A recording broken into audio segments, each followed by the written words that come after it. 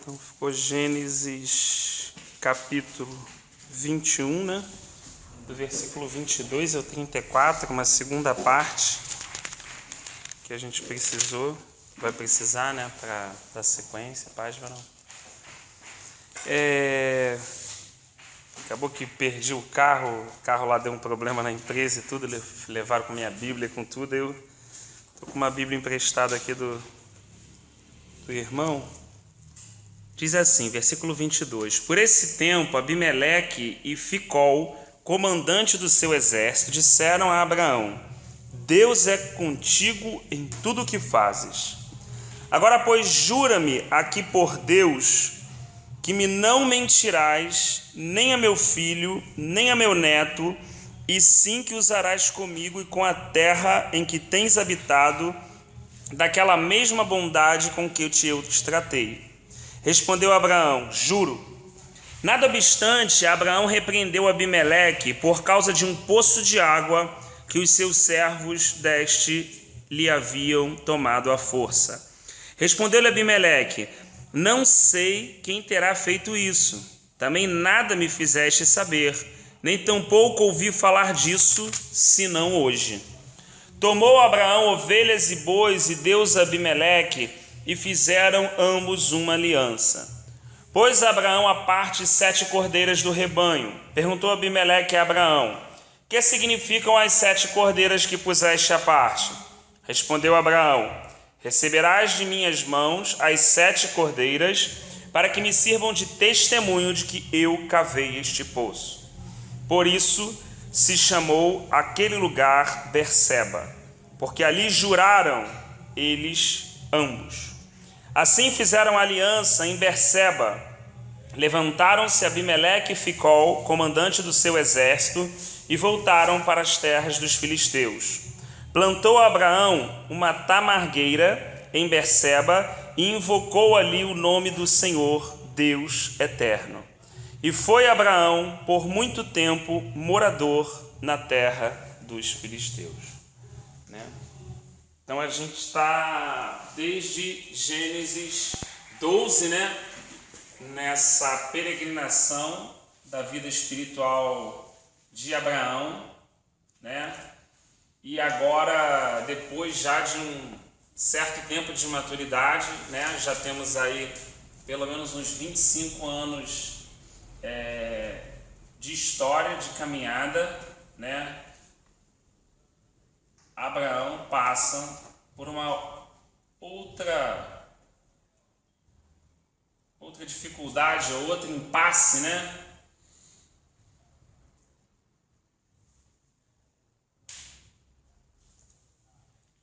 Com Abimeleque, que era o dono daquela terra, né? Eu acho assim bem interessante, né? Que a gente está falando da terra dos filisteus, né? E a gente está falando de um homem ímpio, né? Que diz no versículo 22: Deus é contigo em tudo o que fazes. Deus é contigo em tudo o que fazes. Acho que esse primeiro versículo assim diz bastante coisa pra gente, né? Às vezes a gente ouve muitas coisas, né, das pessoas que são nossos irmãos, congregam conosco, né? São amigos de caminhada, mas às vezes a gente não sabe o que o ímpio acha da gente. Assim, é difícil, até porque às vezes a gente não tem assim, na verdade, amigos, na verdade muitas vezes, né, nossa vida é tão corrida e tal, todo o nosso ciclo de amizade sincera e próxima são irmãos em Cristo, e às vezes a gente, né, não sabe muito bem como um vizinho não cristão vê a gente, como um colega de trabalho não cristão vê a gente. Ainda que ele simpatize com a gente, às vezes ele tem uma opinião a nosso respeito, mas não emite, né? Ele fica meio constrangido, né? Ninguém quer falar o que pensa hoje em dia, essa é a verdade. Nem todo mundo está disposto a ouvir aquilo que as outras pessoas pensam. E assim, Me chama muita atenção essa declaração de Abimeleque, porque Abraão já está há um tempo considerável, né, passando por aquelas terras, e no dia a dia Abimeleque via a forma de Abraão, né, do seu clã se comportar, né, da forma com que ele fazia os tratos, os negócios na terra, né. Futuramente ele vai comprar aí um pedaço da caverna de Macpela para enterrar sua esposa, né? Sara nesse momento ainda está viva, mas Abraão fez muitos negócios, tomou muitas atitudes ao longo desse tempo, e Abimeleque faz essa declaração: Deus é contigo em tudo o que fazes. Olha que coisa interessante, irmãos. Uma coisa é eu sentir que Deus é comigo. Isso é importante também, né? Eu senti que Deus é comigo, né? Ou Deus usa um vaso e fala assim: Deus é contigo, Deus é contigo, Deus é contigo, né? Isso é importante. Mas olha que coisa maravilhosa quando uma pessoa que não conhece a Deus diz que Deus é contigo em todos os teus caminhos e as tuas decisões. Ele observa isso e ele declara isso. Olha que coisa interessante, né? Então essa pessoa, ao mesmo tempo que ela está reparando você e eu, ela está reparando também o nosso Deus, né? E as pessoas, elas observam mesmo, né? Elas estão o tempo todo assim, atentas, né? Principalmente no caso de um cristão, de alguém que é sal, de alguém que é luz, né? De alguém que traz essa responsabilidade, né? De alguma forma, que traz consigo a presença do Senhor, né? No ambiente que chega, que entra, né? E quando isso se reflete, então, na forma de fazer um trato, né?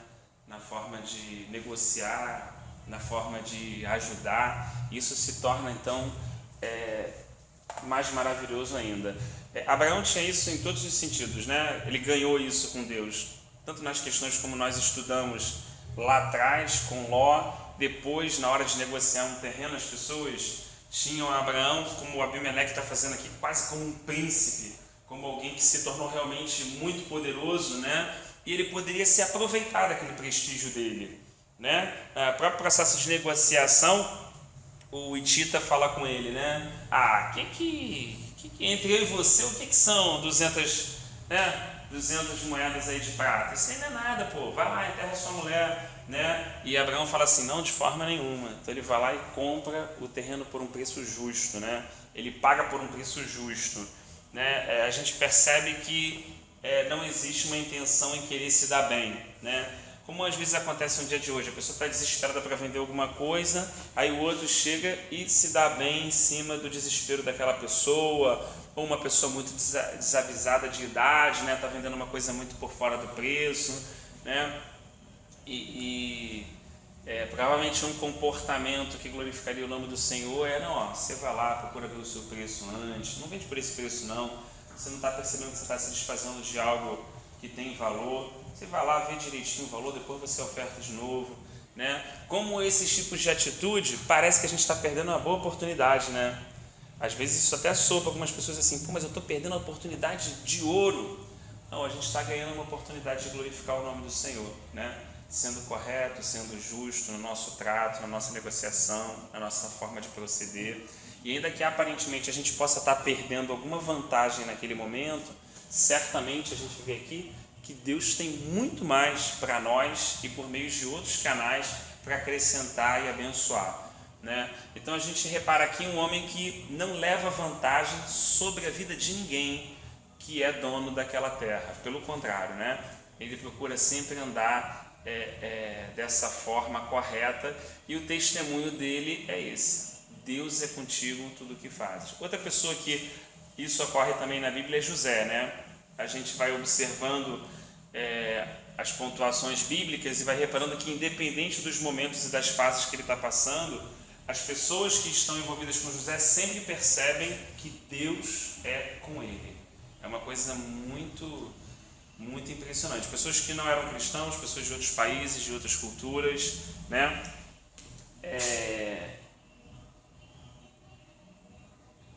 Isso aqui eu creio que é aquele camarão que a pessoa coloca lá no anzol para jogar, para pescar aquele peixe, né? Aquele robalo, né? Quando uma pessoa consegue enxergar isso aqui na nossa vida, né? Não sei se eu posso falar isso, se é correto, né? Mas digamos assim, é um meio caminho andado. É como ela estivesse dando um passo, né, em direção a querer conhecer o Senhor, querer se aproximar desse Deus, né? Então é muito difícil que as pessoas, né, enxerguem a igreja do Senhor, enxerguem a vida da cristandade de uma forma diferente dessa e tenham algum apetite em querer conhecer o Senhor. Então, como a gente estava falando ali antes de começar, às vezes grande parte dessas pessoas chega como? Né? Chega, infelizmente, através de um vício, através de uma fatalidade, de uma perda, de uma crise familiar, de um problema, de estar sem saída, de enfermidades, de várias situações que nós podemos citar e que nós conhecemos, algumas até aqui, que chegam porque não tem absolutamente o quê? Literalmente, quase que não posso falar isso, mas é como quase que não tivesse opção. Entendeu? Então essa pessoa busca num aperto muito grande. É claro, isso é uma forma de Deus trazer as pessoas. Mas se a gente se questionar, será que uma outra forma que relata o livro de Atos de Deus trazer também o povo não seria nós cairmos na graça do bairro e da cidade e as pessoas perceberem que Deus é conosco em todos os nossos atos? Então, mesmo que essa pessoa não passe por uma fatalidade, não tenha enfermidade, não tenha uma crise familiar, não tenha nada, ela vai perceber no meio do povo de Deus, ou na vida individual de cada cristão, algo tão singular, algo tão precioso, que não talvez por uma necessidade ou porque está sendo empurrada, mas ela vai ser quase como atraída por um imã, né, pelo testemunho de Cristo na igreja.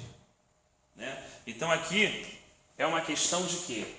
O testemunho de Cristo na nossa vida individual e na vida da igreja, né? Isso tem um peso assim, né, na esfera espiritual muito grande, né? Você pegar lá aquele mapinha, né, da Ásia, então quando você percebe lá a carta às 7 igrejas, né?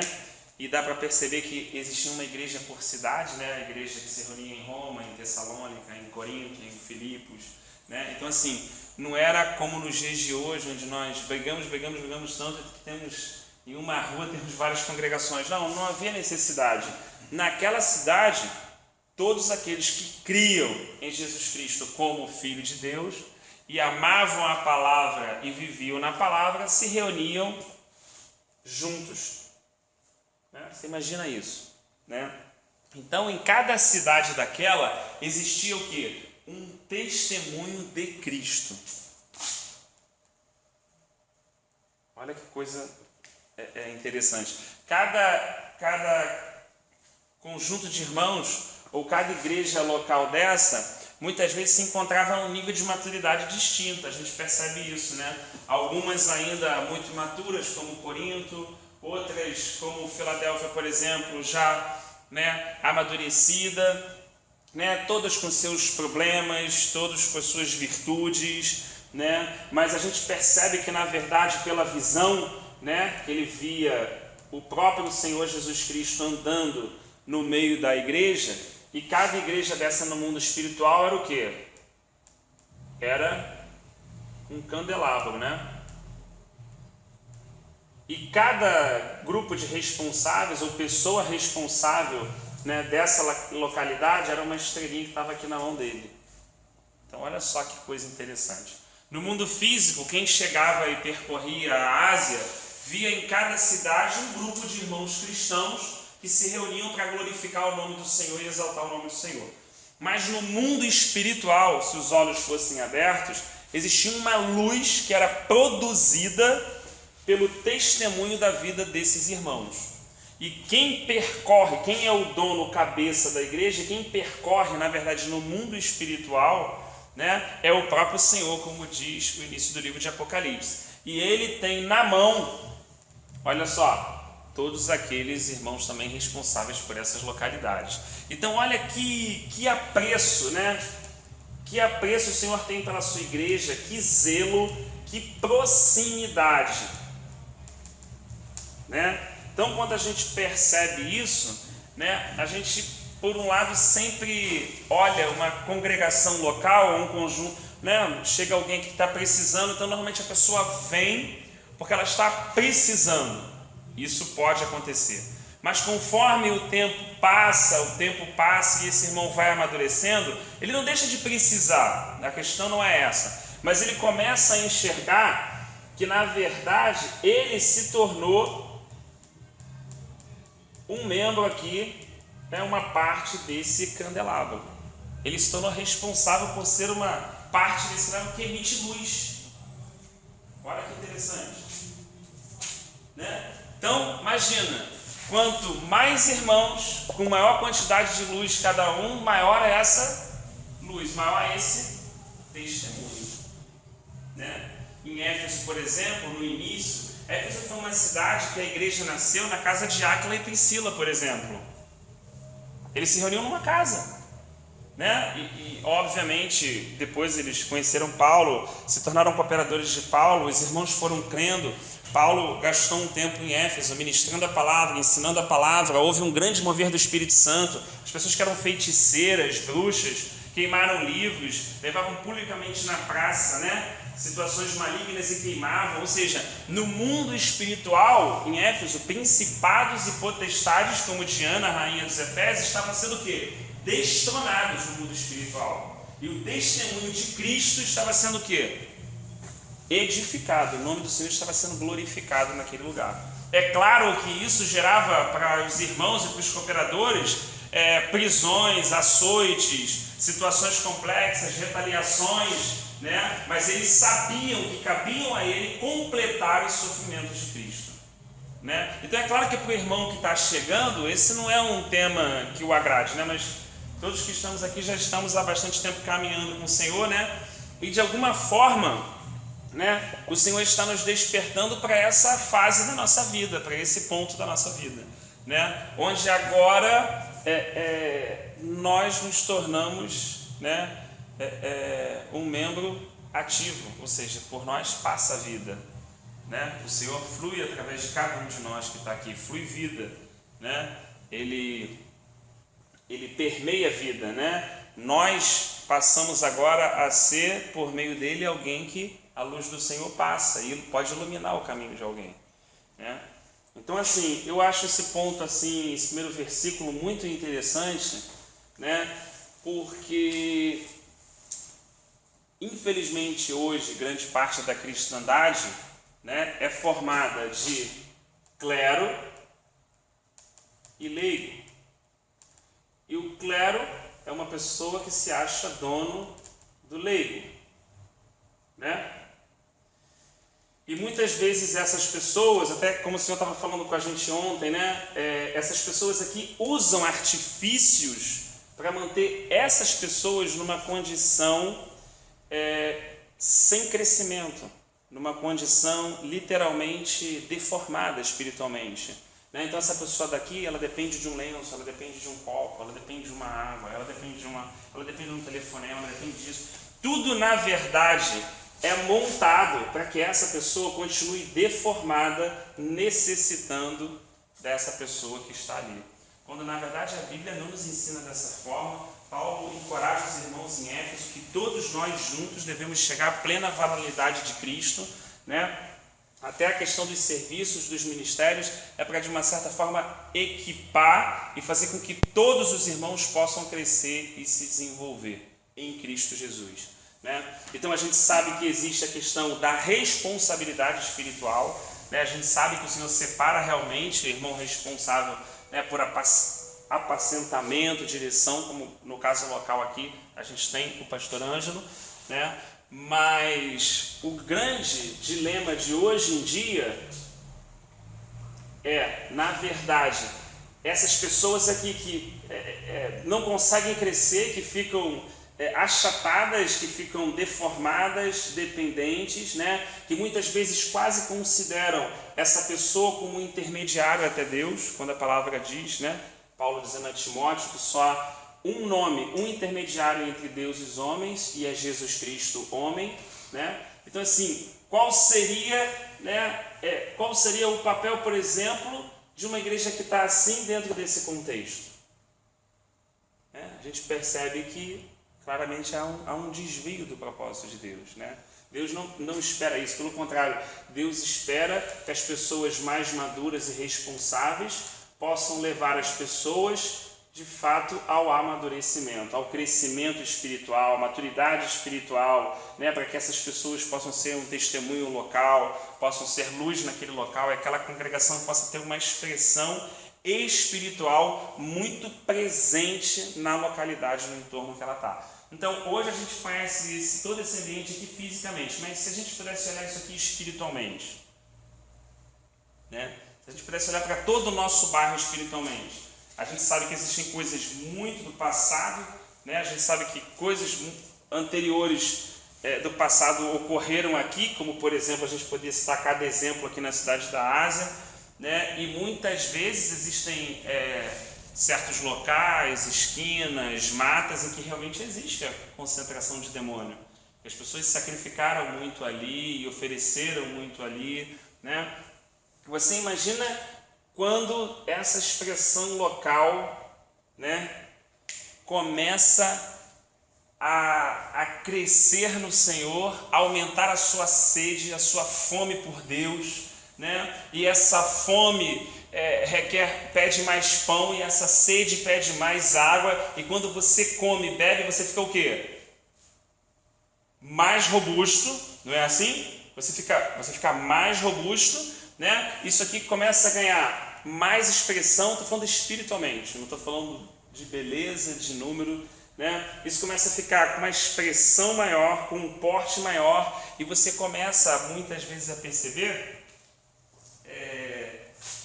pessoas que se mudam, trabalhos de bruxaria que estavam numa região que já não funcionam mais, o cara tem que sair dali e abrir em outro lugar, porque naquela localidade ele já tem dificuldade. Por quê? Porque toda aquela esfera espiritual, né? Olha aqui, ó, os irmãos aqui, ó, estão orando sem parar, orando, né, em relógio de oração, em busca, em todo esse processo, os anjos do Senhor subindo e descendo, Deus trabalhando, ou seja, no mundo espiritual aquilo começa a tomar uma forma que a treva começa, de fato, a ser incomodada. Aquilo que Jesus falou, que ele veio para desfazer as obras do diabo. Não é para eu ficar aqui o diabo ali, eu não vou mexer com ele, ele não vai mexer comigo. Não existe esse acordo. Ele vai sempre querer me matar, roubar, destruir, independente que eu não queira me meter com ele, né? Então isso aqui começa a ganhar uma expressão. Olha o que está acontecendo com Abraão. É que aqui é mais fácil de ver fisicamente. Abraão está tomando porte. Agora o Abimeleque, que era o dono da terra, chega com Ficol, que era o seu general, para falar assim: poxa, Abraão, usa de misericórdia comigo, como eu te tratei bem também agora na terra. Por quê? Porque ele está vendo agora que, apesar dele ser o dono, Abraão tem praticamente o governo do local. E quem governa Abraão é o Senhor. Então quem passou a ter o governo daquela região é o Senhor de forma prática. Então quando Deus expressa a sua vontade a Abraão e Abraão obedece a sua vontade, aquilo se cumpre, que Jesus nos ensinou. Venha o teu reino e seja feita a tua vontade aqui na terra como ela é feita no céu. No céu ela já é feita, não há problema de governo no céu. O céu está muito bem arrumado. O que está desarrumado é a terra. Então quando ele vê assim, quando ele fala, na verdade, venha o teu reino, venha o teu governo. E o governo de Deus vem à medida que pessoas estão sujeitas a esse governo e obedecem a ele. Então o reino de Deus se torna uma coisa prática, ainda que nos nossos dias estamos falando de uma questão espiritual. Mas olha que coisa interessante para a gente pensar, né? Numa questão como essa, muitos livramentos, muitas situações vão sendo eliminadas, cortadas, acidentes, né? Por causa de quê? Por causa desse testemunho de Cristo que agora está se expressando de uma forma o quê? Robusta e concreta. A gente pode citar em casos como o avivamento nos esquimós, né? Onde a gente sabe que tinha muitos problemas, assim, nem todos os irmãos sabem, mas é bem legal esse DVD, se algum dia tiver a oportunidade de ver junto, acho que é bem bacana, porque eles que vivem no extremo norte, né, a gente tem muito problema de alcoolismo, de violência, de prostituição, assim, você não tem nada para fazer, imagina então, né? E eles viviam crises assim absurdas na questão da violência, do alcoolismo e da prostituição. Então, os irmãos se reuniram e começaram a orar, buscar. O que aconteceu? Deus trouxe um avivamento, né? Simplesmente as pessoas que vendiam a bebida fecharam porque não tinha ninguém mais que comprasse. Porque todas as pessoas que viviam se converteram. As questões de problema familiar, de violência em casa, terminaram por quê? Porque Deus entrou nos lares e nas casas. E aí as pessoas foram sendo transformadas e se tornaram mansas, foram sendo trabalhadas pelo Espírito Santo. Então, quando você vê o irmão local dando testemunho, é uma coisa linda, porque ele olha assim, não foi o governo, não foi a prefeitura, não foi alguém que resolveu o problema deles, não, foi eles invocando, clamando o nome do Senhor, buscando o Senhor. A presença de Deus veio sobre aquela região, sobre aquele povoado, né, e transformou o povoado, transformou não só a vida de 1, 2, 3 famílias, mas como de toda aquela região. E é muito bonito mesmo a gente ver e a gente passa a ver que Deus passa a governar naquele local, né? Então isso foi o que aconteceu com Abraão aqui na segunda parte do capítulo 21, né? E eu creio que é isso que Deus deseja que ocorra conosco, né? Que as pessoas possam reconhecer que Deus é na nossa vida em tudo o que a gente faz. E quando a gente olhar isso de forma coletiva, né, a expressão desse testemunho no mundo espiritual possa soar com muito mais intensidade. Como Satanás sabe disso, né? Porque ele é um querubim caído, mas ele é um querubim ungido caído, né? Ele andava sobre as pedras fogueantes no Monte Santo do Deus vivo, como relata lá o profeta. Então, como ele sabe disso, o que ele procura fazer, né? Bem, ele não pode agir contra a mão do Senhor, concorda? O que ele pode fazer? Ele pode trabalhar para distrair ou entreter aquela localidade. Então ele pode, de certa forma, tentar derrubar pessoas, como muitas vezes ele tentou Davi, a contagem do povo, que a gente lembra. Então ele vai primeiro entrar na esfera do pecado, tentar, né? Quando não se consegue, quando esse grupo de irmãos assim está andando de uma forma comprometida, é claro que pecar, todos nós pecamos, nós não estamos falando dessa questão, mas dessa questão do compromisso com o propósito de Deus, né? Então ele começa a distrair ou entreter, arrumar coisas que não são totalmente erradas, que na verdade não são nem pecados em si mesmo, mas que roubam o nosso tempo. Porque Satanás sabe muito bem, né, que para ele continuar operando num bairro, numa cidade, para ele continuar, por exemplo, matando na esquina, né, gerando um estupro ali, roubando, matando e destruindo mesmo, ele precisa que a atmosfera espiritual daquele local esteja propícia para isso.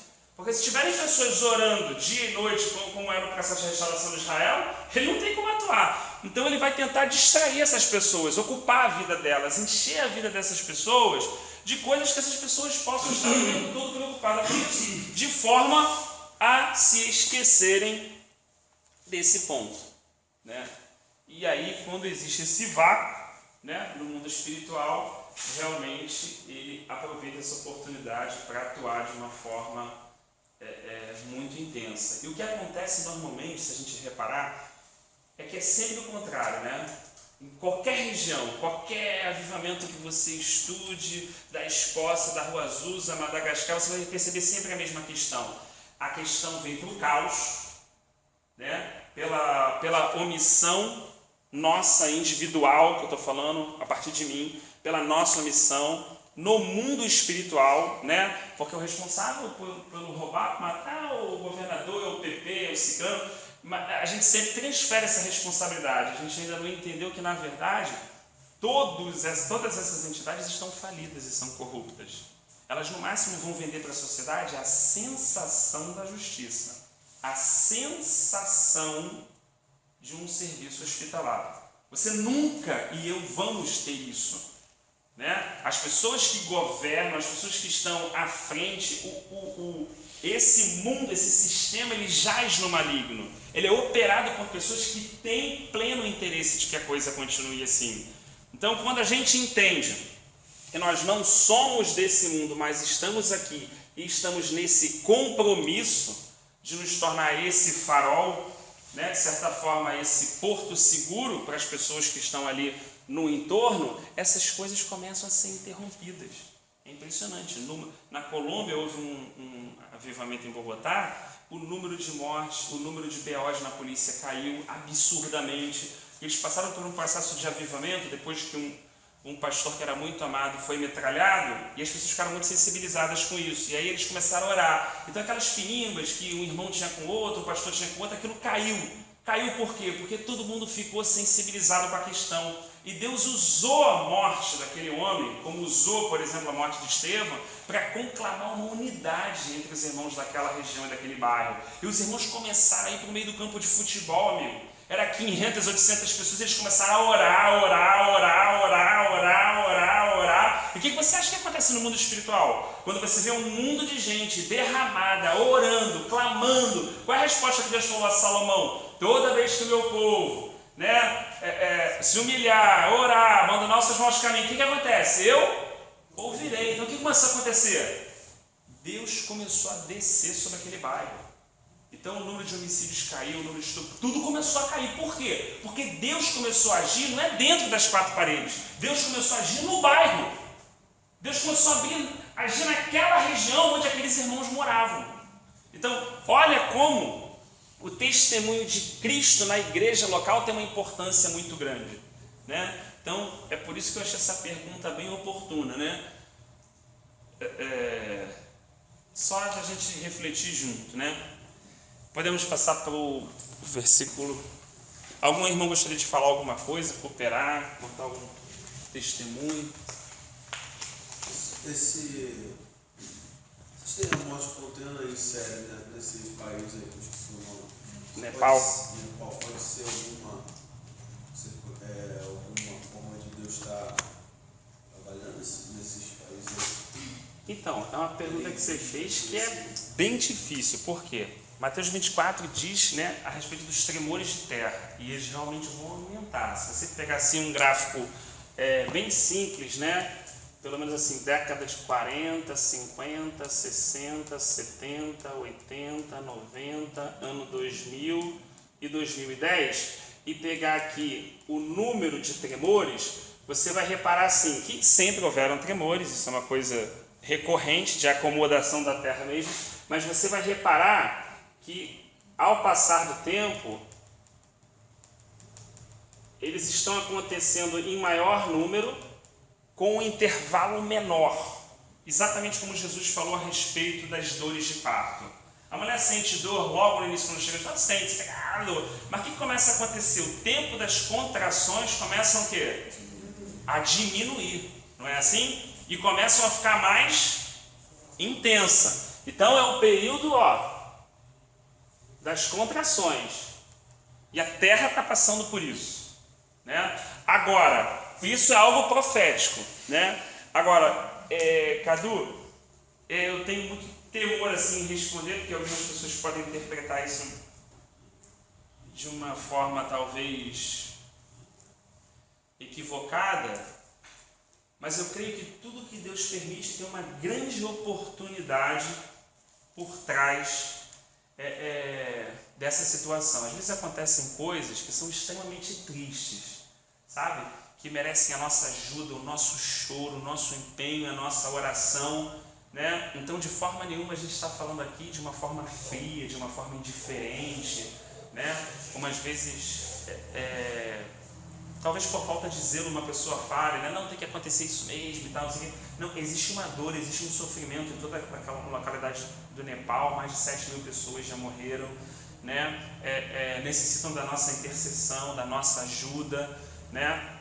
Existem irmãos cristãos que estão lá dando apoio, né? Mas a gente percebe que em todo esse processo que Deus vai permitindo, certamente oportunidades e brechas ocorrem. A gente sabe que é um local assim extremamente difícil de o cristianismo chegar, um local assim extremamente fechado, idólatra, né? E é uma grande oportunidade para o amor de Deus chegar nesse local através dos servos que o Senhor tem enviado para aquele local, para cuidar dessas pessoas, para amparar elas e para dar uma palavra, a palavra do Senhor a elas, para que elas possam crer e receber a vida eterna. Então, assim, o fato em si, ele é pesaroso, porque fala de vidas, fala de pessoas. Quem presenciou um terremoto pode imaginar a situação que é, a situação de desespero, sabe? A situação de você não ter para onde correr, toda a terra. Você vê a cena da piscina fazendo assim, a água sobe lá como se estivesse falando de um balde. E aquilo é imenso, imagina o deslocamento de terra, né? Você tenta procurar um local, é como um bêbado, como Farinaum, a terra anda bêbada, o profeta fala, né? Porque você quer, quando tem um terremoto, você quer procurar alguma coisa o quê? Que firme, só que nada fica firme, né? É como Deus estremecesse realmente a terra, né? Nisso eu particularmente creio que é uma grande oportunidade também, né, das pessoas poderem conhecer a Jesus Cristo, o caminho, a verdade e a vida. Pode falar. Eu vejo assim como até Sodoma e Gomorra, né?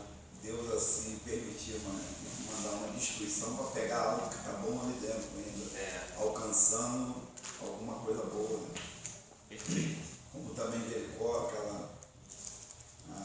a Raabe, né? Foi alcançada, teve perda, destruição, mas também teve a essência ali, foi resgatada. Teve salvação, né? Então, assim, é muito pesaroso o fato, assim, né? Mas é uma grande oportunidade para isso que a gente está falando, né? Para que o testemunho do Senhor chegue naquele local, né? E, assim, eu creio que a vontade do Senhor é o amadurecimento mesmo da nossa vida, o amadurecimento da igreja. É claro que cada um de nós está num processo, muitas vezes eu ainda me vejo assim, precisando, recebendo, pedindo, mas em algum momento a gente é pressionado a dar, a perder, a compartilhar, a descer, a ceder, né? A ficar por baixo, para que o nome do Senhor seja glorificado. Para que, de certa forma, ainda que eu seja lá no meu trabalho, talvez um funcionário de menor escalão, isso não significa que no mundo espiritual o Senhor não esteja governando. Um exemplo simples, aquela menina que foi levada cativa de Israel, ela não era uma empregada doméstica, ela era uma escrava, certo? O texto fala bem claro. Então, o que ocorre? Ela não tinha direito nem de falar, ela não tinha salário, não tinha nada, certo? Ela trabalhava na casa do comandante geral da Síria. Imagina assim, no teu caso que a polícia, imagina o comandante do comandante do comandante, como o pessoal diz, o cara, né? Assim, aquele cara que poucas pessoas às vezes têm acesso até para conversar com ele, essa é a grande verdade, né? E apesar de no mundo físico, quem dá ordem, quem governar, quem decide tudo, ser aquele cara, a presença daquela menina fiel, que servia ao Deus de Israel, né, fez com que ela abrisse a boca e através dela, aquele homem que tinha todo o poder ser conduzido como um menininho até Israel. Porque olha só, ela só falou. O cara podia falar o que para ela? Tu é uma escrava, porque não sabe de nada. Mas quando ela falou, junto com a palavra dela, Deus agiu no coração do comandante para convencer ele que o que aquela escrava falou, que era uma pessoa que não valia nada em ninguém, era verdade. Olha que coisa interessante. Então, às vezes a pessoa fala assim, eu não sou nada, eu não sou ninguém. A pessoa não consegue entender, não, realmente eu não sou nada, eu não sou ninguém. Mas o Deus que eu sirvo é todo poderoso. Então não é a credibilidade que eu tenho como ser humano, entendeu? Eu posso ser o Rafael catador de lenha, mas se eu for falar alguma coisa na direção de Deus, o Deus que mandou eu falar vai convencer aquele cara que pode ser o comandante, governador, presidente. Essa é a grande questão, porque no mundo espiritual, quem está governando não é quem está governando fisicamente. Aí essa que é a grande complicação. Então o que aconteceu? Aquele cara se desloca até lá. Aquele cara passa pelo processo, aquele comandante, recebe a cura de uma situação que ele não tinha cura, e olha que ele servia, né, ao Deus dele junto com o rei, provavelmente deve ter tentado todas as formas de se livrar daquela lepra, não conseguiu, viu que o Deus de Israel, daquela menina escrava, era poderoso para limpar a lepra dela. E você imagina agora, ele volta limpo, com o corpo limpinho, a pele de igual do neném, não é assim? E quando ele chega, o que você acha? Que a família dele, mãe, filho, pessoal chegando, os servos da casa, e aí, Naamã? Ele fala assim, gente, eu estou limpo igual um neném. O que você acha que aquelas pessoas agora vão falar do Deus daquela escrava? Então, ela é escrava, mas quem levou cativo no mundo espiritual aquela família Cristo? Ela.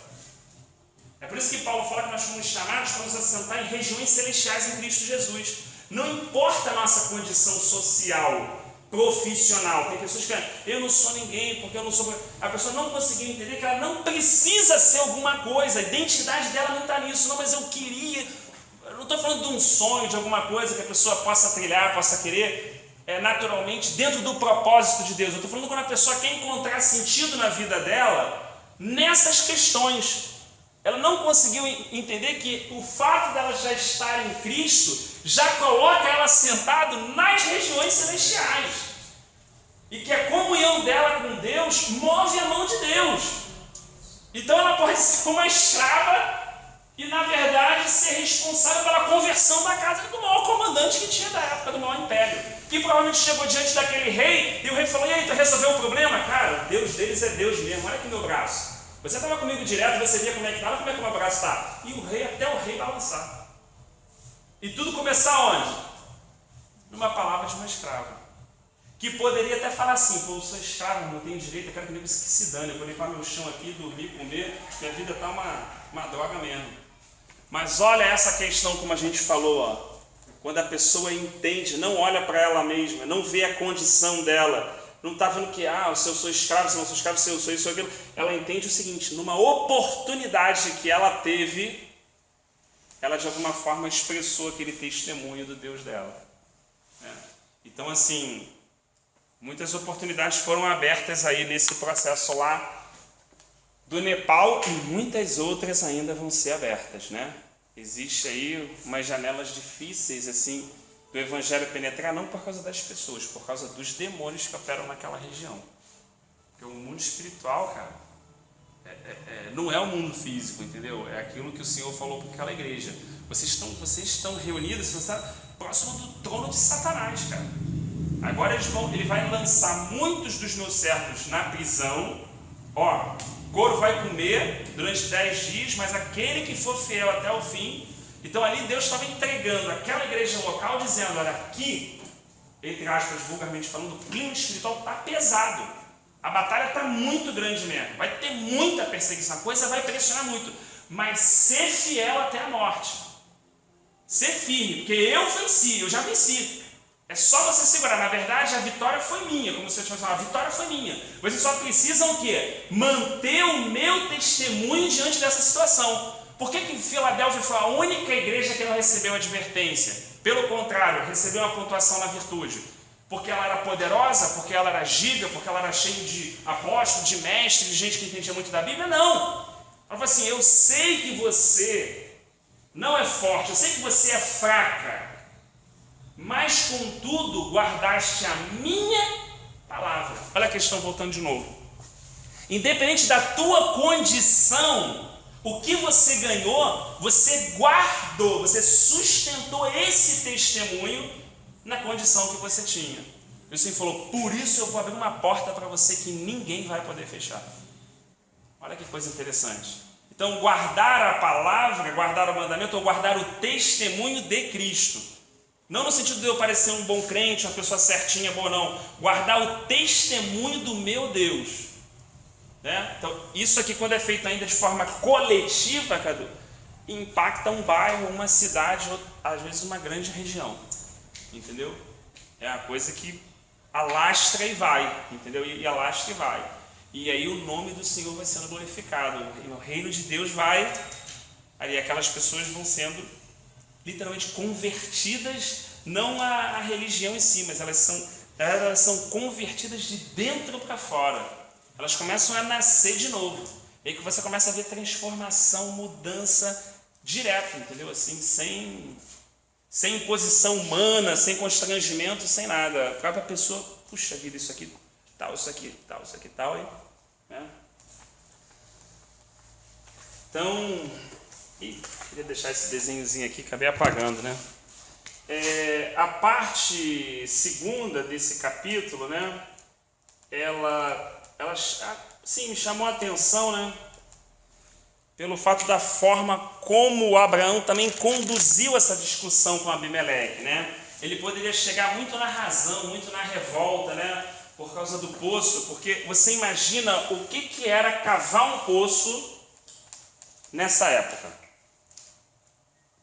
Você não tinha draga, você não tinha bobcat, você não tinha tatuzão, você não tinha nada, né? E quem trabalha assim na construção civil sabe que alguns solos são complicadíssimos de cavar, como por exemplo no deserto. Você ainda pega um solo argiloso, você ainda consegue manter em si aquela estrutura ali, cavando, embora seja perigoso, possa desbarrancar, mas é muito menos perigoso, por exemplo, que um solo arenoso. Era muito trabalhoso cavar.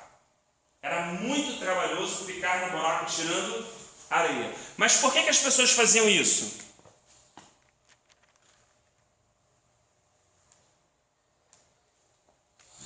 Por que as pessoas faziam isso? Para encontrar água. Quando encontrava água, valia a pena? Valia a pena, sim. Então, já reparou que buscar Deus é assim? Quando você começa a abrir o poço, parece trabalhoso, parece sem sentido, parece que você ora, lê, alguma coisa você entende, outra não, uma oração responde, outra não, mas você vai cavando, você vai cavando, você vai cavando, você vai tirando tudo que separa você da água pura, e você vai colocando, cada vez parece que vai ficando mais apertado, mas quando você encontra aquela água, vale a pena. Por aqueles momentos que você vai, a coisa vai ficando, mas quando você tem aquele encontro com Deus, quando você sente igual aquela água gelada que toca na tua pele, aquele refrigério por dentro, aquele peso indo para fora, aquele momento de renovação, aquela água que o cara toma geladinha assim, ele sente Deus mesmo invadindo a vida dele, ele fala assim, puxa, valeu a pena cavar um poço. Não é assim? Então, o poço era uma coisa extremamente disputada naquela época. A gente percebe que a gente já teve um caso daquele poço com Agar, lembra? Que não estava diante do poço e não viu um poço, né? E aí Deus mostrou o poço a ela e ela pôde entrar ao poço para pegar a água, né? A gente tem momentos de discussão mais para frente de Isaac com os inimigos dele, né? Que cavava o poço, achava a água, vinha alguém e fazia o quê? Enterrava o poço. Aí você, puxa vida, cara, puxa vida, era só jogar o balde e puxar água, rapaz. Caramba, a fiação estava aberta, estava ligada, estava direta, eu estava bebendo, estava uma maravilha, e agora jogaram um mundo de coisa que obstruiu o poço. Jogaram um mundo de coisa agora que, sabe, não está fácil chegar lá, não está fácil receber, não está fácil entender a orientação, não está fácil conseguir perceber para onde eu tenho que me mover, o que eu tenho que fazer. Porque agora tem um mundo de coisa entre eu e essa água. Quem está interessado em aterrar os poços? O nosso inimigo, não é assim? Nosso inimigo está interessado em enterrar os poços, né? Porque ele sabe que se ele enterrar o poço, obstruir o poço, o que acontece? A gente fica sem água. E se a gente ficar sem água, espiritualmente falando, a gente fica debilitado. E se a gente ficar debilitado, lembra do mapa lá da Ásia? O grupo de irmãos daquela localidade, o testemunho espiritual, e aí a região celestial fica aberta, né? Como naquela época, para o príncipe da Grécia, da Pérsia atuar, fazer resistência frente, né? Até alguns anjos do Senhor. Então ele tem esse propósito. Irmãos, ele quer de qualquer forma obstruir a nossa comunhão com Deus. Ele não pode, ele não tem o poder, porque foi despojado na cruz, mas ainda tem sobre ele, né, até o milênio, a sedução e o engano. É conhecido como a antiga serpente, o grande dragão. Alguns adjetivos são colocados no livro de Apocalipse. Qual é o propósito dele? É tentar de alguma forma, como a gente falou, se não pecar, distrair, entreter, colocar coisas nesse poço para de alguma forma interromper a nossa comunhão com Deus. O tempo que Deus teria de nós. Não é assim? E não é assim casado? Se todos não conversar com a minha esposa, cada um não conversar com a sua, manter aquela coisa, ainda que sejam momentos legais, ainda momentos de discussão, mas está tendo uma interação, porque está discutindo, né? Mas se chega, não fala um com o outro, passa 1 mês, 2 meses, não tem relação, daqui a pouco essas duas pessoas são como o quê? Dois estranhos. E é o que a Bíblia fala. Você vai ler o Salmo 106, você percebe que chegou um momento que o povo de Deus ficou estranho em relação a Deus. Em Isaías, esse ápice chega e diz o seguinte: a jumenta conhece a sua manjedoura, o boi conhece o seu dono, mas Israel não conhece o seu Senhor.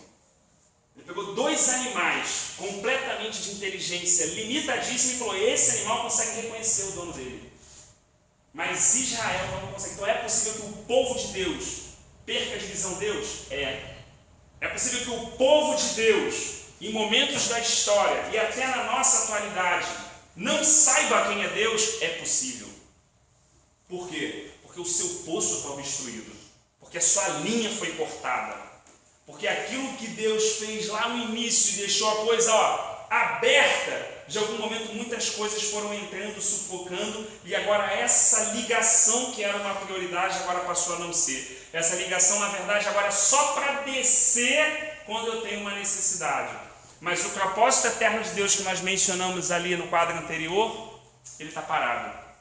Né? Então Deus continua, segue sendo fiel, não nega a sua palavra, né? Permanece dando o seu testemunho, glorificamos o Senhor, mas quando paramos para imaginar se o plano eterno de Deus está avançando, ou se pela graça podemos participar disso, que seria o ideal, os filhos de Deus terem essa ansiedade de participar desse processo, muitas vezes esse plano está indo adiante e eu, Rafael, estou fora dele. Apenas participo no sentido de interagir e tal, minimamente. Mas não é isso que Deus planejou para a gente. Não é o mínimo que Deus planejou para a gente. Né? Deus planejou que esse poço fosse livre. Olha só o que acontece naquele poço quando Jesus encontra aquela mulher samaritana. Ele fala o quê? Ele apoia no poço, inclusive o mesmo poço de Beceba, encosta no poço e fala assim: e aí, você tem um pouco de água para mim aí?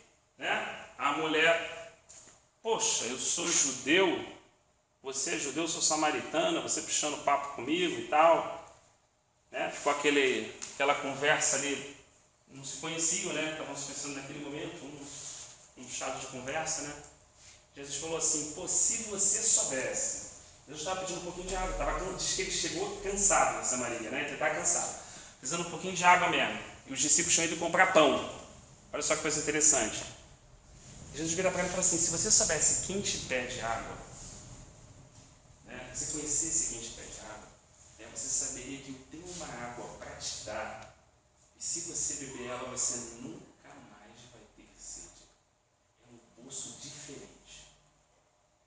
Ela falou assim: mas como é que pode um poço maior do que o nosso pai Jacó? Que poço é esse? Ele falou assim: esse poço, se você beber dessa água, nunca mais você vai ter sede. Ela pergunta assim para ele: mas como é que você vai tirar se você não tem corda e não tem o quê? Balde. Porque o que ela estava imaginando? Ela estava imaginando resolver o problema dela. E Jesus estava preocupado em resolver o quê? O problema real dela. Entende a diferença? Então, às vezes, quando a gente conversa com Jesus, é assim mesmo. Mas cadê o balde? Cadê a corda? Como é que você vai fazer isso? Pô, me dá dessa água então, porque eu nunca mais vou precisar vir aqui. Na mente dela, Na mente dela, aquilo que a gente falou, eu quero resolver o quê? O meu problema. Só que Jesus está falando de um outro balde e de uma outra corda. Né? Porque ele, na verdade, está falando não dessa água, de uma outra água. Né? Você imagina, esse balde aqui era a palavra que ele estava liberando sobre a vida dela, e a corda dele, amigo, era o Espírito Santo, que aplica essa palavra na vida dela. Só que ela não conseguia ver nenhum nem outro, né? Mas começa a conversar com ele. Só que ele é o poço. Ele é o poço ambulante. Ele é a água viva. Ele disse o quê? Quem beber dessa água, quem beber de mim, jamais tornará a ter sede. Então está falando de um outro problema. Assim, cara, tua vida vai passar a fazer sentido, tua existência. Você já não vai ficar questionando por quê, por aí não sei o que, aquilo ali e tal. Agora, você precisa beber. Então você precisa abrir sua boquinha aqui, ó. Sua boca espiritual, né? Que essa palavra vai entrar. E o Espírito Santo vai convencer e trabalhar na vida dela. Isso tudo está acontecendo ali naquela conversa do poço, né? Agora, é necessário que isso não ocorra somente uma vez. É necessário que, da mesma forma como o balde e a corda estão sempre livres para puxar a água do poço, que essa comunhão não seja nunca interrompida. Quando ela não está interrompida, você tem maná todo dia e água todo dia. Porque o maná de ontem não vai me sustentar hoje, nem amanhã, concorda? Ele foi para ontem. E a água de ontem não vai matar a minha sede de hoje. Então, todo dia eu vou precisar de maná e todo dia eu vou precisar de água. Não é assim? Então, essa comunhão não pode nunca se interromper.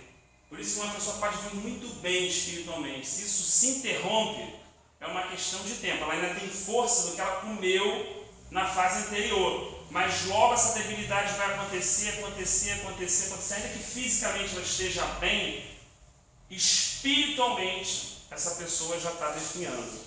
Ela já perde a visão espiritual, ela já não sabe para onde ela vai, ela perde a orientação, ela começa a não entender as coisas, falta de percepção, né? Ela já não tem força e ela vai num processo até que Deus precisa vir intervir de novo na situação, né? Alimentá-la, saciar a sede, né? É tipo um CTzinho mesmo, né? Tomar um soro e tal, espiritualmente, levantar essa pessoa para que ela possa caminhar. Né? Isso acontece algumas vezes até no Antigo Testamento. Você acha mesmo que aquela comida que Elias comeu dava para sustentar ele 40 dias e 40 noites andando? Uma coisa é você fazer um jejum de 40 dias e 40 noites, que eu já acho bem difícil, assim, falando por mim pelo menos.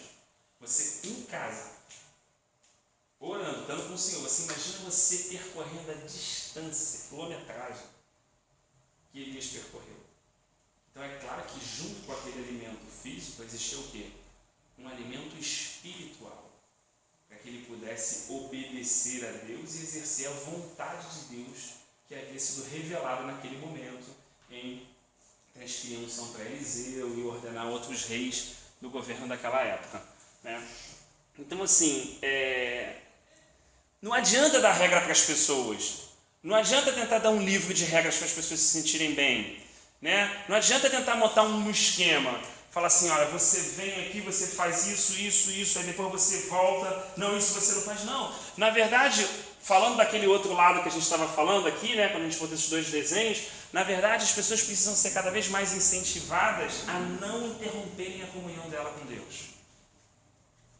Então a pergunta muda, não é se eu estou bem, estou alegre, estou triste. Pô, tua comunhão está interrompida? Essa deveria ser a principal coisa. Se eu estou todo quebrado, com uma costas toda arrebentada lá, igual o Paulo do chicote, isso não interessa. Porque por outro lado eu posso estar benzão na fita, meu irmão, minha comunhão interrompida. Espiritualmente eu já estou descendo a ladeira.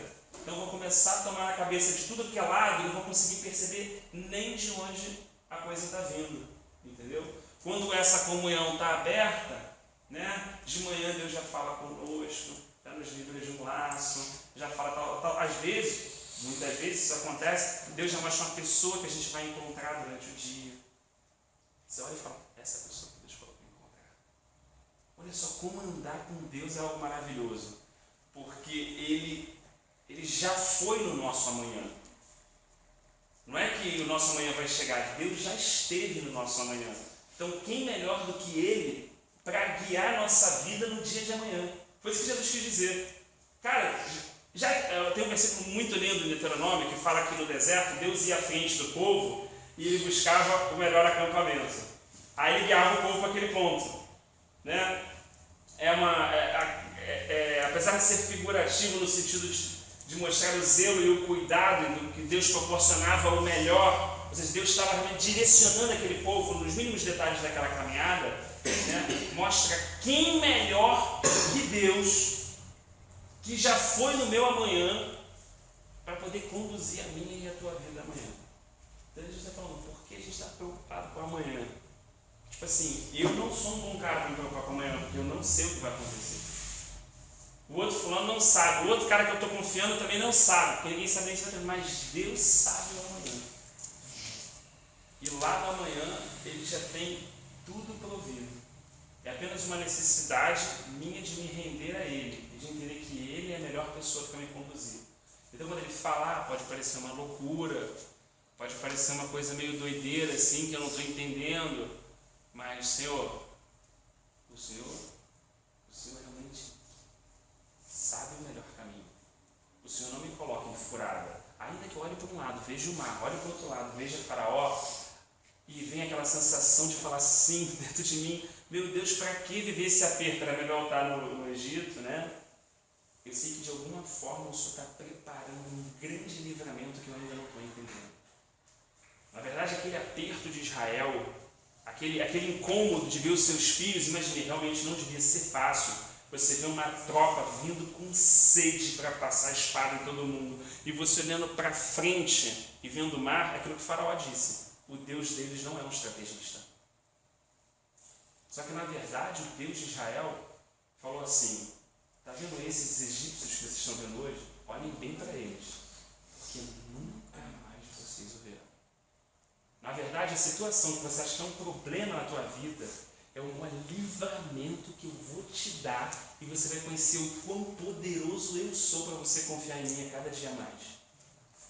E se eu não consigo esperar o plano de Deus, se eu não consigo aquietar o meu coração, como diz lá, aquietar e você saber que eu sou Deus, eu posso ser precipitado no meu falar. E quando eu sou precipitado no meu falar, eu posso mandar uma letra que jogar tudo por terra. Não Deus, mas eu mesmo, né? E a vergonha depois. Então, quando o mar abre, o que o povo passa? Você sabia que isso aconteceu de noite? Já leu o texto bíblico? Quando o mar se abriu no final da tarde, eles chegaram no outro dia pela manhã. Eles atravessaram. O que é o fundo do mar? É um asfalto, um concretinho maneiro? Não é? Como o quê? Quando o rio seca, que aparece na televisão, cheio de pedra, não é assim? Você imagina um lugar cheio de pedra, terra, paredão de água, de noite, e você atravessando aquilo. Faz algum sentido? Não faz nenhum sentido, cara. O caminho que Deus conduz a gente não faz nenhum sentido para a gente.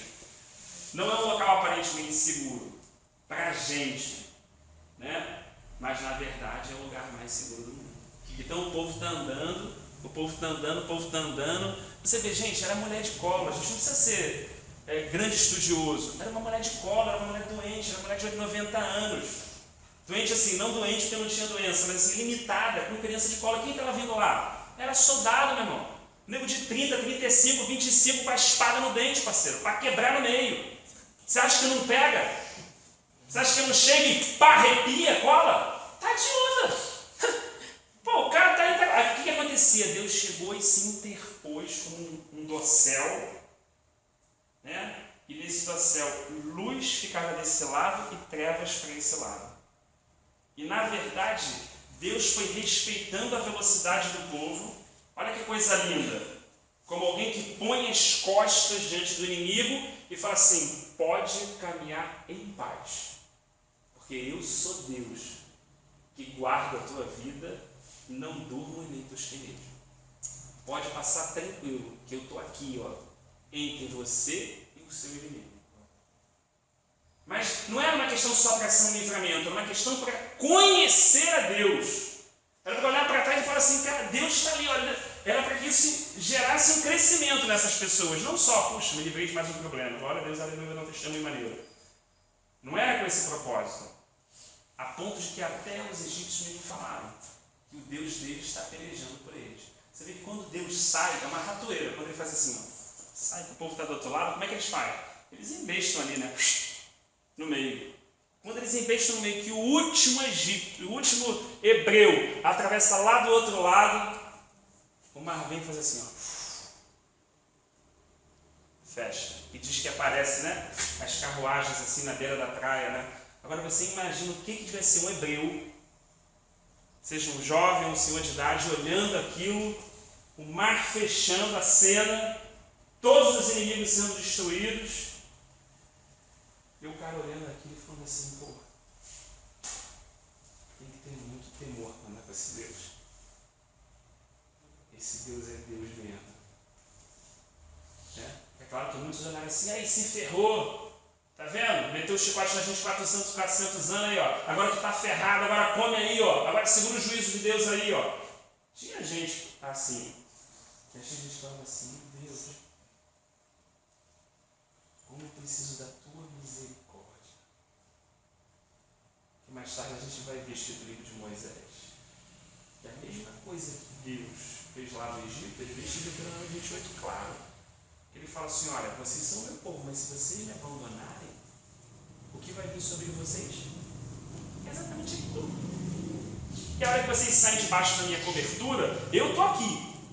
Lembra que Jesus falou em Mateus? Ó Jerusalém, Jerusalém, por quê? Eu quis juntar vocês como uma galinha junto o quê? Os pintinhos, mas vocês não quiseram. Então a asa, a mão de Deus está disponível. Agora eu decido se quero ficar debaixo dela ou não. Aí está o grande negócio. Aí está a nossa escolha. Deus é poderoso? É. A mão dele é poderosa? É. Alguém passa pela mão dele? Não. Só que eu escolho estar debaixo dessa mão ou não. Foi isso que Jesus estava falando para Jerusalém. O que ele falou completando essa frase? Assim, porque vocês serão o quê? Desolados. 70 anos depois de Cristo, veio o general Tito e arrepiou, fez o cerco na cidade, porta queimada, muro destruído, e a coisa ficou muito feia. Por quê? Porque eles não quiseram estar debaixo. Então aí entra essa questão da opção do homem. Deus é poderoso para fazer, a mão dele não está encolhida. Agora o Rafael escolhe estar aqui ou não. Escolhe mesmo, e Deus fala para o Rafael escolher. Rafael, eis que está diante de ti a vida e a morte, a bênção e a maldição. Escolha a vida, para que vivas. Ele deixa eu escolher, só que ele não escolhe por mim. Sou eu que escolho através das minhas atitudes. Na hora que eu bloqueio aquilo que a gente falou do relacionamento, que eu interrompo, foi uma opção que eu fiz. A hora que eu vejo quão importante é que esse relacionamento esteja aberto, independente se a minha vida está maneira ou não, está legal ou não, entendeu? Se eu estou num aperto danado ou não, independente disso, se isso é a prioridade para mim, se buscar o reino de Deus e a sua justiça em primeiro lugar é a prioridade para mim, então esse relacionamento ele está o quê? Ele está direto. Aí, paz, justiça, graça, as outras coisas podem estar pegando, mas isso, toda a orientação, toda a necessidade espiritual, tudo que for preciso, Deus vai direcionando, vai, né, fazendo isso de uma forma até cada vez diferente para ir ensinando para a gente. Né? Uma hora a água sai da rocha, outra hora a água é amarga, joga uma madeirinha, ela fica doce. Uma hora é o maná que desce do céu, outra hora é o corvo que traz o pão. É para nunca o homem também ficar preso a uma forma de trabalhar. Ó, pega aqui a canetinha, lê isso que Deus vai fazer. Não, Deus nunca fez isso, nem ele fez isso. Uma hora era com barro, outra hora cuspia, outra hora veja. Por quê? Para que o homem não ficasse dependente de um método, mas ficasse dependente de Deus, que faz o milagre. Então Deus, a gente pode clamar para Deus fazer o milagre, mas a gente jamais pode determinar a forma que Deus faz o milagre. Entendeu? Cabe a nós, como o Senhor falou com a gente ontem, clamar pelo milagre. Mas determinar como ele vai ser feito, nunca. Porque cada vez o nosso Deus faz esse milagre de uma forma diferente, criativa, para que a gente nunca ache que ele é apenas desse tamanho, mas que ele é muito mais do que pedimos ou pensamos conforme o seu poder que opera em nós. Né? Na nova aliança está orientado dessa forma. Então, assim, você repara que em Samaria, certo? Digamos assim, um local de certa rejeição dos judeus, não era o local da adoração da primeira aliança, né? Um povo misto, mas essa mulher vai lá, fala com algumas pessoas, as pessoas creem no que ela fala, coisa interessante, vem, agora a gente está ouvindo do próprio Senhor, e um grupo de pessoas passam a crer no Senhor em Samaria. Então ali tem um grupo de pessoas agora que conhece Jesus. Olha que coisa interessante. Um grupo de pessoas que conhecem a Jesus. Viram e ouviram, né, e tiveram o testemunho da sua própria vida. Mas se você ler no livro de Atos, mais lá na frente, né, quando os discípulos começam a se espalhar para pregar o Evangelho, logo na perseguição, você vê que eles chegam em Samaria e não existe um testemunho em Samaria. Não existe um testemunho em Samaria. Por quê? Porque ver, ouvir e conhecer individualmente é uma coisa. Agora, prosseguir em conhecer e crescer em Cristo é uma outra coisa. É diferente.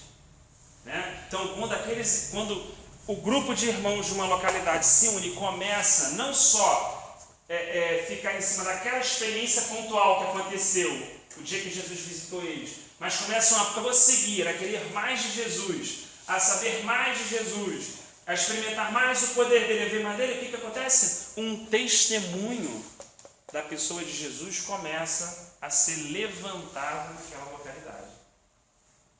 Então é uma questão que a gente tem que ponderar. Pessoas convertidas em uma localidade não significam que aquela localidade tenha um testemunho espiritualmente falando de Cristo.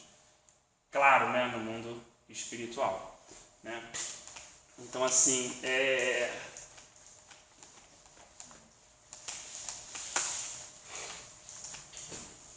são questões assim para a gente mais pensar diante do Senhor e refletir para entender um pouco como a coisa ocorre. Então, quando a gente entende isso, a gente não vai falar assim, Senhor, manda chuva, porque isso é a primeira aliança. A segunda aliança diz o quê? Que vai jorrar do meu interior rios de água viva. Não vai vir de fora, vai vir de dentro. Vai vir da presença de Deus na tua vida e na minha vida. É daí que vai fluir esse rio da nova aliança. Então não é uma coisa que vem de fora, é uma coisa que Deus quer fazer que essa vida saia de nós. E olha só que interessante Salmo 133. O que diz? Que é bom que os irmãos vivam juntos em união, é como o óleo, né, que desce lá. Porque é ali que Deus ordena o quê? A bênção e a vida. Ele não ordena só a bênção, ele ordena a vida. Que tipo de vida, irmãos? Ele é a vida. A vida não é a vida bios, é a vida zoe, a incriada. Ele mesmo. Imagina quando você está, biologicamente, quando você está muito bem, você se sente com vitalidade. Né? Assim, você fala assim, pô, estou bem demais de saúde. Se você está fraquinho, né? Pegou lá uma desenterite, um rotavírus da vida, você se sente, né, fraquinho. Você imagina o que é você estar cheio da vida de Deus, da presença de Deus. Ele falou que ordena essa vida quando nós estamos juntos em união. Voltou para aquela questão do testemunho local de novo. Né? Não só da bênção, mas também da vida. Né? Então a gente fecha o capítulo 21, né? essa pequena segunda parte, né? Refletindo assim nesses dois pontos. Né? Acho que basicamente acabou ficando muito em cima do testemunho mesmo. Né? E começou lá com Abraão e com essa questão da água. Né?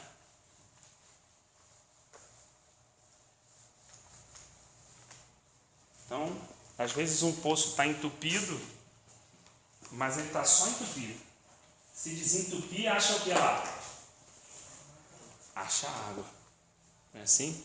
E às vezes isso acontece numa visita. Já reparou? Acontece no mundo espiritual, aqui às vezes a gente não percebe. Você chega, aquela pessoa, ela é do Senhor. Está ali. Ela é do Senhor, mas por inúmeras situações do seu dia a dia, da sua vida, o que aconteceu? A sua comunhão mesmo diária foi interrompida. Seu poço está obstruído. E a gente está ali como um servo de Deus para fazer o quê só? Quando a gente está, na verdade, amparando, cuidando, ouvindo, orando, está tirando aquelas pedras. E quando chega no final, então vamos fazer uma oração. Aí aquela pessoa começa a chorar, é que ela tocou na água de novo. É que ela bebeu daquela água de novo que ela já não sentia há algum tempo. E que agora passa a ser responsabilidade dela pegar o balde e a corda para beber água, né? A palavra escrita, ela é um copo. Se você tem gente querendo comer copo, fica estudando teologia até se matar. Não, o copo é para você colocar água para beber, a água da vida. Jesus falou assim: as minhas palavras são espírito e vida. É através da palavra escrita que você pode, na dependência do Senhor, beber água. Mas, na verdade, o que você está bebendo é vida. Não é conhecimento intelectual humano, né? É da parte dele. E aí, quando a gente bebe essa água, irmão, né? Todos os irmãos já tiveram essa experiência assim, é aquela coisa que para a gente naquele momento que você está ali lendo, ainda que pouco, ou conversando com alguém que você encontrou na rua e falando das coisas do Senhor, né? É um bom indicador isso, né? Quando a gente se encontra, está sempre falando das coisas do Senhor e tudo e tal, é uma coisa uma coisa positiva, né? Uma coisa bem positiva. A gente é muito edificado nessas conversas. Quando a gente já fala de muitas outras coisas assim que não são já o Senhor, já significa que talvez existam algumas pedras no nosso poço que a gente não percebeu, que alguém chegou lá enquanto a gente estava dormindo e tacou, né? E aí vai requerer um trabalho, fazer o quê? Ir lá e tirar aquela pedra. Não, Senhor, eu não quero ocupar meu tempo com isso. Eu não quero. Não, Senhor, eu não quero dar atenção a isso. Eu sei até que é isso, mas eu não quero. Esse tempo que eu separei é um tempo do Senhor, né? Isso aqui é importante, mas tem o seu lugar. Então, para cá. Está desobstruído. Né? O que diz lá? Que o homem que confia no Senhor, né? O homem que confia no Senhor, ao passar pelo vale de Baca, ou vale de lágrimas, torna ele um manancial. Olha que coisa interessante. Então a mensagem de hoje que o nego ensina para o crente é ele achar o oásis. E a mensagem original de Deus é falar assim: eu quero que você seja o oásis. Voltou de novo. Eu quero que saia de dentro de você. A minha vida. Essa luz, esse testemunho, voltando lá em tudo aquilo do início. Eu quero que saia de você. Não é você vai sair igual um tarado, querendo descobrir onde é que está a bênção, onde é que está isso, onde é que está esse manancial. Não. Na verdade vai estar aonde? A minha presença dentro de você. Você vai estar comprometido com isso, né? E aí por isso que muitas vezes na antiga e na nova aliança não só aparece o poço, mas aparece a árvore e normalmente rios. Sempre essas questões, né? As árvores sempre figurando homens. Jesus falou que nós conhecemos as pessoas pelos seus frutos. Então ele compara uma árvore com um homem. Então tem árvores que são plantadas junto a ribeiros e tem árvores que são plantadas, né? Tem árvores que são plantadas junto a ribeiros, bem juntinho a ribeiros. Então o que acontece? O caule dela vai, né? E chega até onde está o quê? A água. Por isso, quando vem o calor, a sua folha não seca, nem deixa de ficar verde, dá o seu fruto ao seu tempo. Assim é o homem que confia no Senhor. Olha só a comparação, como é que ele usa perfeito. E o que traz a água para o caule da árvore? A raiz. Você vê a raiz? Então, eu não consigo ver essa parte da vida do meu irmão. Entendeu? O que é a tua intimidade, a ligação entre você e Deus e como essa água, eu não consigo ver. Eu consigo ver só o fruto dele na sua vida. Isso eu consigo ver. Então por isso que a gente pode se enganar, falar assim, cara, aquele cara é cheio de unção, tremendo e tal, a raizinha está ali embaixo, amigo, bateu o vento, tomou a água. E às vezes você pode ter uma pessoa com uma raiz lá no fundo, e bate o vento, meu irmão, na árvore, e faz assim, ó. Pá!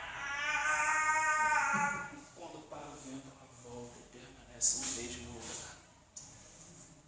Quem determina isso? A raiz, que é a parte da árvore que a gente não vê.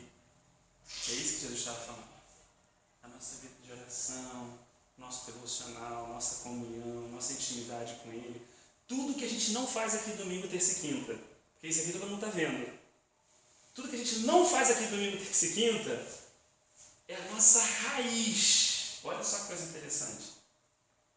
É a nossa raiz. É o que sustenta. Quando a gente recebe, Deus falou conosco, mas é mais importante o que eu vou fazer com isso depois que eu saio daqui. Isso é que vai determinar a profundidade da minha raiz. Porque pode o rio estar fininho, mas a minha raiz está lá embaixo, eu estou puxando água. Estou puxando água. E está muito calor, a situação é adversa, mas não está faltando água nem para mim, nem para você, nem para os irmãos. Né? Então assim, isso infelizmente, né, quando a gente fala de televisão, de livro, tudo isso é muito pouco falado, né? Então as pessoas não se sentem encorajadas a aprofundar a raiz. Porque dá trabalho. Como é que uma raiz cresce? Volta lá para o poço. Empurrando areia, amigo. Não é assim? A raiz não vai crescendo e abrindo espaço. Não tem um tapete vermelho para a raiz. Ela tem que ir descendo, empurrando a pedra para o lado, empurrando a areia e descendo para quê? Se fincar. Né? Então, crescer para baixo, né, gera muito mais trabalho.